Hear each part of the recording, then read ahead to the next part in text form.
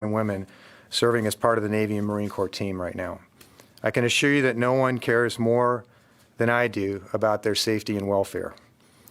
I myself have a son in uniform right now who's currently serving on active duty in Korea, flying missions every day, in one of the nations that was one of the first ones to have a significant spike in the coronavirus case. I understand, both as a parent and a veteran, how critical our support lines are for the health and well-being of our people, especially now in the midst of this global pandemic. But there's a larger strategic context, one full of national security imperatives, of which all of our commanders must all be aware of today. While we may not be at war in a traditional sense, neither are we truly at peace. Authoritarian regimes are on the rise. Many nations are reaching in many ways to reduce our capacity to accomplish our own strategic national goals. This is actively happening every day. It's been a long time since the Navy and Marine Corps team has faced this broad array of capable global strategic challengers. A more agile and a more resilient mentality is necessary, up and down the chain of command. Perhaps more so now than in the recent past, we require our commanders with judgment, maturity, and leadership composure under pressure to understand the ramifications of their actions within that larger dynamic strategic context. We all understand and cherish our responsibilities and, frankly, our love for all of our people in uniform. But to allow those emotions to color our judgment when communicating the current operational picture can, at best, create unnecessary confusion and, at worst, provide an incomplete picture of American combat readiness to our adversaries. When the commanding officer of the USS Teddy Roosevelt decided to write his letter on the 30th of March, 2020, that outlined his concerns for his crew in the midst of the COVID-19 outbreak, the Department of the Navy had already mobilized significant resources for days in response to his previous requests. On the same day marked on his letter, my Chief of Staff called the CO directly at my direction to ensure he had all the resources necessary for the health and safety of his crew.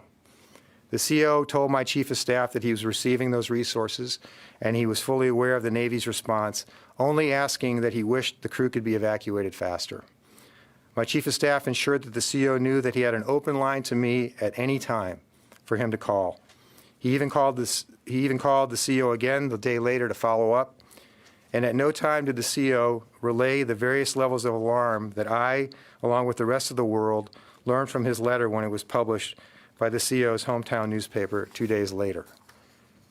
Once I read the letter, I immediately called the Chief of Naval Operations, Admiral Gilday, and the Commander, U.S. Pacific Fleet, Admiral Aquilino. Admiral Gilday had just read the letter that morning as well, and Admiral Aquilino had just received it the day before. And of course, we're dealing with time zone changes. We had a teleconference within minutes of me reading that letter of the article, including with the Commander of the 7th Fleet, Vice Admiral Bill Mertz, Admiral Aquilino, Admiral Gilday, the Department of the Navy Surgeon General, Rear Admiral Bruce Gillingham, and others. That evening, we held another teleconference with the entire chain of command. The next day, I spoke directly with the CEO of the Teddy Roosevelt. And this morning, I've spoken to the Teddy Roosevelt's Carrier Strike Group Commander, Rear Admiral Stuart Baker. Rear Admiral Baker did not know about the letter before it was sent to him via email from the commanding officer. It's important to understand that the Strike Group Commander, the CO's immediate boss, is embarked on the Theodore Roosevelt with him, right down the passageway. The letter was sent over non-secure, unclassified email, even though the ship possesses some of the most sophisticated communications and equipment in the fleet. And it wasn't just sent up the chain of command, it was sent and copied to a broad array of other people. It was sent outside of the chain of command. At the same time, the rest of the Navy was fully responding. Worse, the captain's actions made his sailors, their families, and many in the public believe that his letter was the only reason help from our larger Navy family was forthcoming, which was hardly the case. Command is a sacred trust that must be continually earned, both from sailors and Marines, from the sailors and Marines that one leads, and from the institution which grants that special and honored privilege.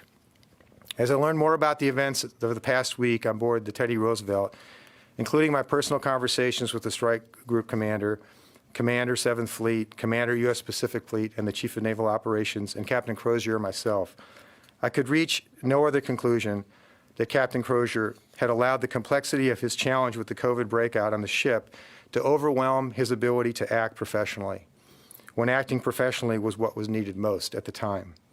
We do, and we should, expect more from the commanding officer of our aircraft carriers. I did not come to this decision lightly. I have no doubt in my mind that Captain Crozier did what he thought was in the best interest of the safety and well-being of his crew. Unfortunately, it did the opposite. It unnecessarily raised alarms with the families of our sailors and Marines with no plan to address those concerns. It raised concerns about the operational capabilities and operational security of that ship that could have emboldened our adversaries to seek advantage, and it undermined the chain of command who had been moving and adjusting as rapidly as possible to get him the help he needed. For these reasons, I lost confidence in his ability to continue to lead that warship as it fights through this virus to get the crew healthy and so that it continues to meet its important national security requirements. In my judgment, relieving of him of command was in the best interest of the United States Navy and the nation in this time when the nation needs the Navy to be strong and confident in the face of adversity. The responsibility for this decision rests with me. I expect no congratulations for it, and it gives me no pleasure in making it. Captain Crozier is an honorable man who, despite this uncharacteristic lapse of judgment, has dedicated himself throughout a lifetime of incredible service to our nation, and he should be proud of that, as we all are. Pursuant to this action and with my full support, the Chief of Naval Operations, Admiral Gilday, has directed the Vice Chief of Naval Operations, Admiral Robert Burke, to conduct an investigation into the circumstances and the climate across the entire Pacific Fleet to help determine what may have contributed to this breakdown in the chain of command. We must ensure we can count on the right judgment, professionalism, composure, and leadership from our commanding officers everywhere in our Navy and our Marine Corps team, but especially in the Western Pacific. I have no indication that there is a broader problem in this regard, but we have an obligation to calmly and evenly investigate it nonetheless. To our commanding officers, and this is an important message to our commanding officers, it would be a mistake to view this decision as somehow not supportive of your duty to report problems, request help, protect your crews, challenge assumptions as you see fit. This decision is not one of retribution. It is about confidence. It is not an indictment of character, but rather of judgment. While I do take issue with the validity of some of the points in Captain Crozier's letter, he was absolutely correct in raising them. It was the way in which he did it, by not working through and with his strike group commander to develop a strategy to resolve the problems he raised, by not sending the letter to and through his chain of command and to people outside his chain of command, by not protecting the sensitive nature of the information contained within the letter appropriately, and lastly, by not reaching out to me directly to voice his concerns after that avenue had been clearly provided to him through my team. That was unacceptable to me. Let me be clear to all the commanding officers out there. You all have a duty to be transparent with your respective chains of command, even if you fear they might disagree with you. This duty requires courage, but it also requires a respect for that chain of command and a respect for the sensitivity of the information you decide to share and the manner in which you choose to share it. Finally, and perhaps most importantly, I would like to send a message to the crew of the Theodore Roosevelt and their families back here at home. I am entirely convinced that your commanding officer loves you and that he had you at the center of his heart and mind in every decision that he has made. I also know that you have great affection and love for him as well. But it is my responsibility to ensure that his love and concern for you is matched, if not exceeded by, his sober and professional judgment under pressure. You deserve that throughout all the dangerous activities for which you train so diligently, but most importantly, for all those situations which are unpredictable and are hard to plan for.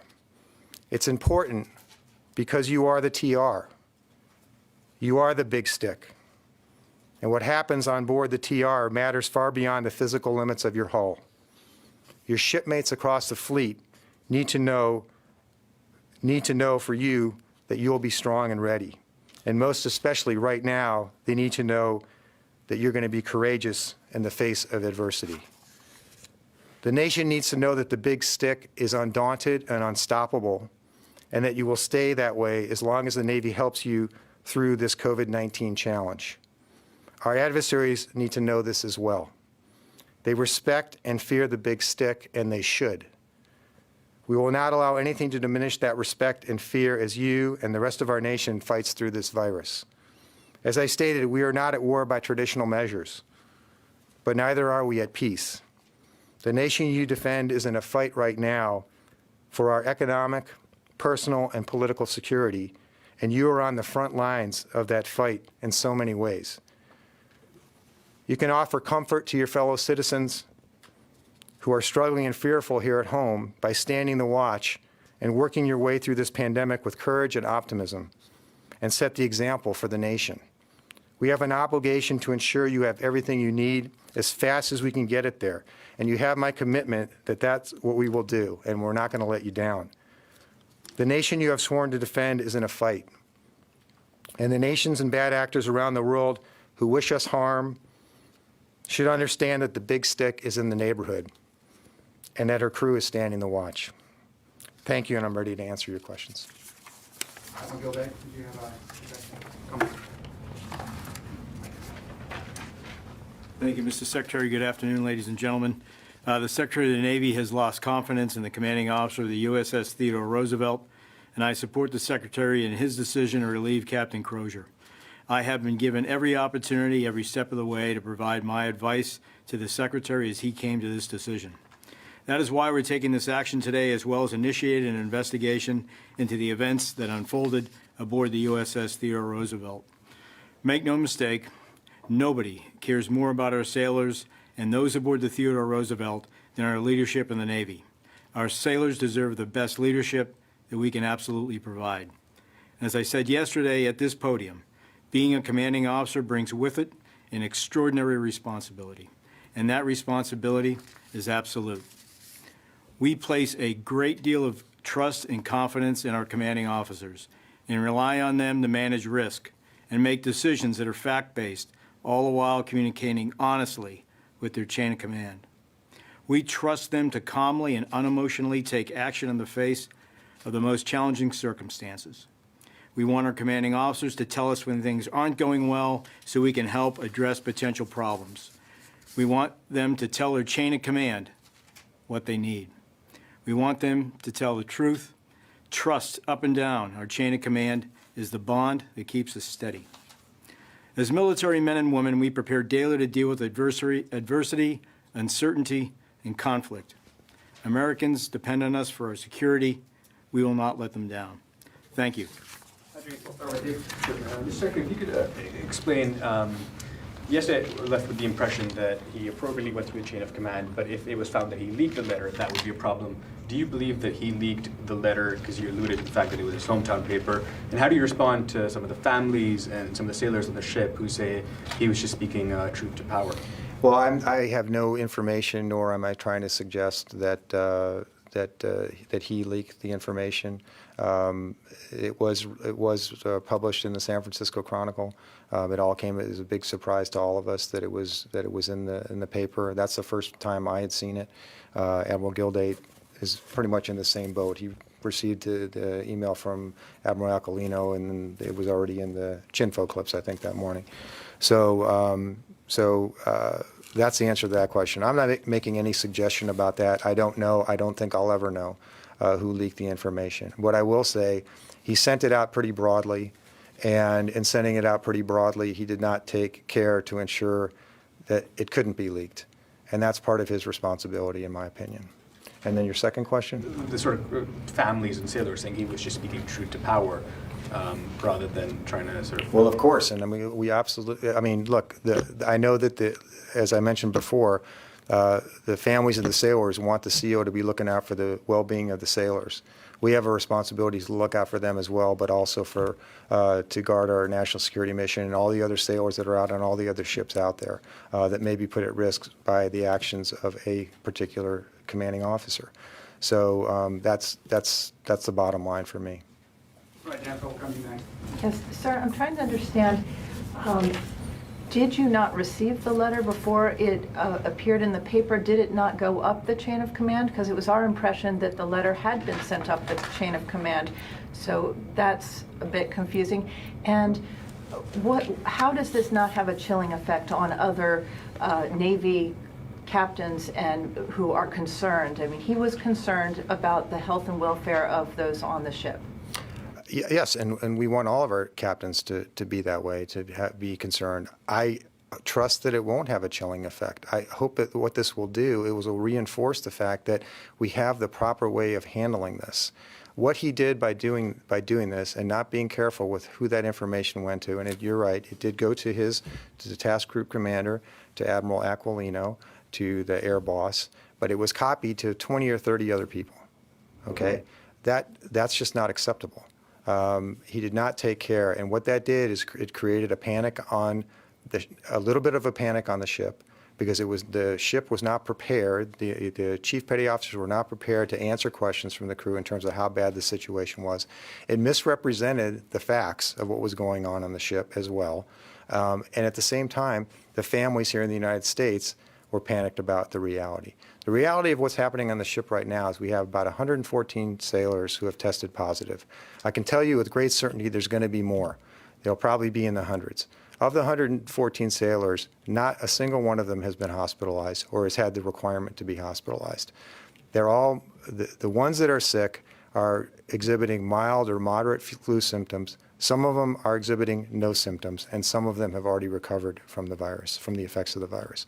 So it raised alarm bells unnecessarily. It also created the impression that the Navy was not responding to his questions. And as I mentioned, my chief of staff was in contact with him a day before he even sent that email saying, hey, are we doing everything you need? Can we do more? What can we do?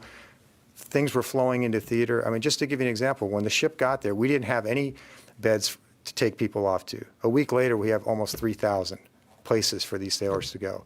That's in a week. And that's not because of this letter. It's because of stuff that was going on well before the letter was sent.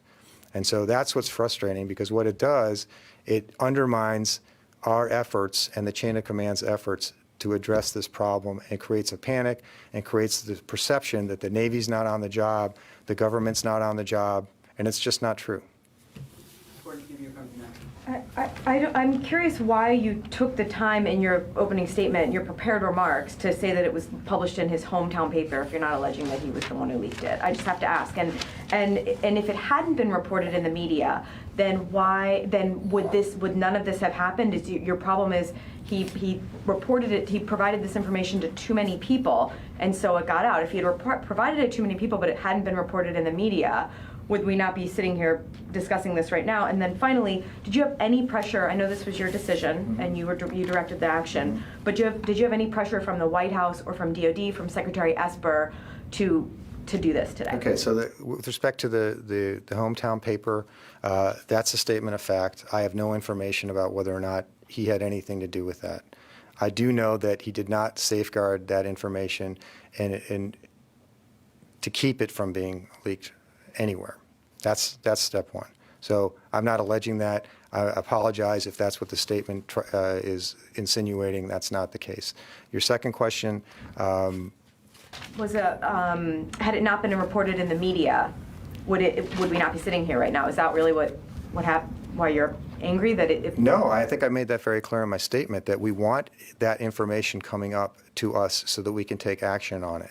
That goes up through the chain of command, through his chain of command, so we could take action on it.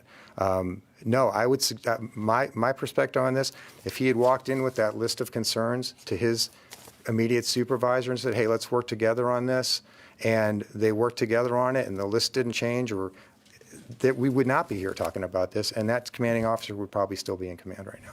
And then the White House and DOD, did you receive? I received absolutely no pressure. I've had no communication with the White House about this. I did when I was arriving closer to this determination yesterday, I called Secretary Esper and told him that this is the direction I was headed, and he told me that he would support my decision, whatever that might be. All right, last question, Ryan Brown. Sir, just really to hit this home, why are you, is he being relieved because he CC'd too many people on this letter? That's what it kind of makes it seem like now. Is that why he's being relieved? Because to me, that demonstrated extremely poor judgment in the middle of a crisis. Because what it's done, it's created a firestorm. It's created doubts about the ship's ability to go to sea if it needs to. It's created doubt among the families about the health of their sailors. And that was a completely unnecessary thing to do in the midst of a crisis. So when I have a commanding officer who's responsible for a nuclear-powered aircraft carrier with all that lethality and all that responsibility, who exercises that poor judgment in a situation, in a crisis like this. Now, granted, they don't train for this, but we expect more from our COs than what they train for. We expect them to exercise good judgment that does not put their crews in jeopardy, does not jeopardize the national security mission of the United States. Give us a sense of where the emails went. Did it go to civilians, family members, the press, the numbers, and where this I'm not went? going to comment on that. Thank you, ladies and gentlemen. Because you don't know, or you don't No, I tell know. us? Right. I know, I'm not going to comment on that. Well, lastly, just one more. You said, some of the things he said in the letter were correct, but I think you said the language he used was just not something you would have. Can you expand on that? What was in his letter that? Well, I think you raise a particular level of alarm when you say that 50 people on the crew are going to die. Okay? No one knows that to be true. It does not comport with the data we have right now on the ship. And if we take the actions we're going to take, hopefully not. I spoke with him yesterday about this. I said, how are you feeling? Do you feel like you have enough ventilators? Clearly, if people are going to die, that means you need enough ventilators. He said, oh, sir, I feel comfortable. We have enough ventilators here. How many do you have? 6. I said, that's going to be enough? That does not comport with a death statistic that says 50 people are going to die. So there are data that I've gathered in my discussions with him, with others, as well as the facts that lead me to believe that we can have a better CO right now to help deal with this crisis. You both mentioned emotion. You think he was just too emotional over this? I don't know what motivated him.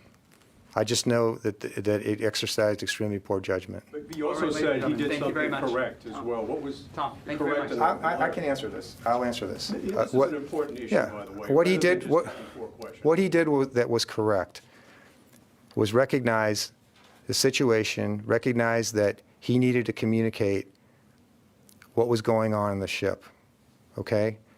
The manner in which he did it, the manner in which he chose to do it, not going directly to his strike group commander who's right down the hall from him and talking it through is the reason I have a problem, okay? Just ask you though, every time we hear about the ship, we hear the same sentiments from Navy leaders and I believe from OSD leaders, and that well, no one has, all the symptoms are mild, and if at worst moderate. Is it possible he didn't think that when he was going to leadership that they were taking, that you, candidly, or leaders were taking it seriously enough that if people didn't stop the spread, that it could get more serious and people could die? And maybe No, that's why he because took this action? well, I don't know why he took that. Well, I don't know why he took that action. Okay, what I do know is that he was fully aware that the 7th Fleet commander, the PAC Fleet commander, were flowing resources to him. What he communicated to my chief of staff was that the only help he could need was to try and get the stuff there faster. That's it. Okay, that's the extent of it. To me, that's a phone call to Admiral Aquilino. It's a walk down the hallway to your commanding officer. It's not a blast out email to anybody who he knows about the situation. Were you already planning to take 3,000 sailors off the ship when he sent the letter, or is that only as a result of his letter? That's how the strategy evolved once the ship got in place. That's correct. We determined we were going to take a very methodical approach to this. As I mentioned to you before, the ship requires a certain number of people to man it. It's got 2 nuclear power plants on it. It's got weapons. It's got ammunition. You have to have a certain number of people on there. It's about 10% of the ship at any one time, but you can't have all those 10% of the people on. You have to have a watch rotation. So it's about 800 people to 1,000 people that you need to have ready.